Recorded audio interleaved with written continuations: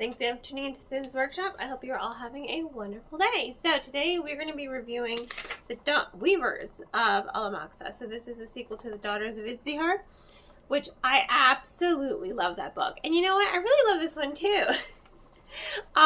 It continues the whole Avatar, the Last Airbender kind of theme, which I think is like really, really so well done.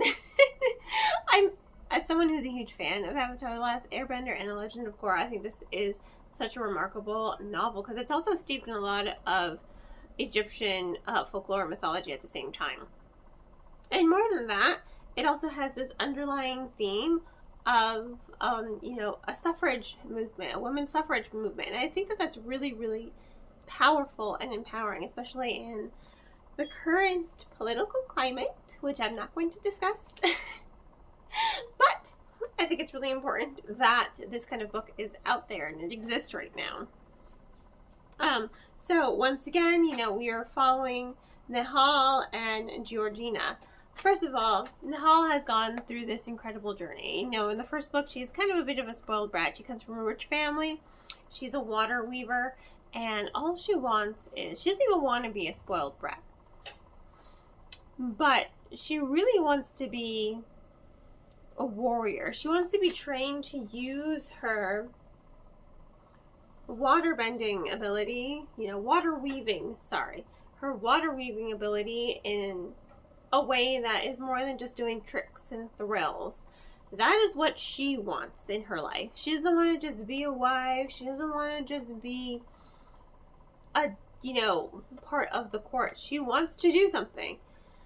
She goes about it the wrong way because she's a spoiled brat and she thinks, well, if I throw a tantrum, I'll get everything I want. When you throw a tantrum, you shouldn't just get whatever you want. That shouldn't be how life works, and it doesn't work for her. And of course, by the end of the book, she's kidnapped. But what she does discover is that she can also do blood weaving. I'm sorry. Not sorry. She can do blood weaving, and it is so well done. And you kind of see this little malevolent side to her. However, this whole novel, she's going on a really good journey. She is exploring her sexuality, the fact that she is queer and part of the LGBT community and, loves this other woman. And she's really learning more about herself. And she's learning to see that her actions do indeed have consequences and that her actions do affect other people. And I think that that's really interesting for her characterization. She is learning and she is growing and she is expanding her abilities. And she learns that the world is bigger than just her me. And I think that that's really good for her characterization. As for Georgina, Georgina, the first book, she's very meek, she's very quiet, she's from the working class, right? And she's in love with a nobleman who loves her back and he wants to marry her, but she's not, as they say, intact. So, of course, things don't go the way she planned, and it's not even that the man she loves turned his back on her. He hasn't. He is trying to find a way to, damn society and kind of be with her. But, she is going on this journey as well. She's very meek.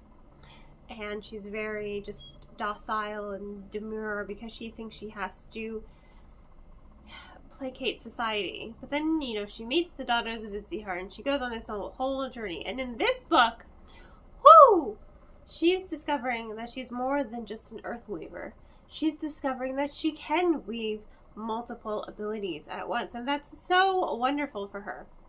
Because she's discovering that she has power. And she can use it in a way to protect the people she loves. And she can use it in a way to not dismantle the patriarchy, but to make sure that women's voices are seen and heard without hurting. She's all about non-violence. And I like that about her.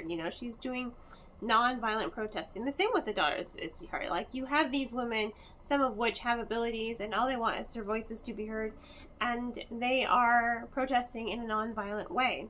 And then when the other nation is coming because they think anyone who weaves the power of the gods is an abomination and needs to be dealt with. When they all come together to protect their nation from the invading nation, I think it really does say a lot about their community and how their culture as a whole is growing. So, you know, it's a really, really interesting novel. It has a lot of, you know, important themes to it, I think. And I honestly loved it. I loved it. It was a really good conclusion. It was very bittersweet. You know, not everyone does get their happy ending, unfortunately.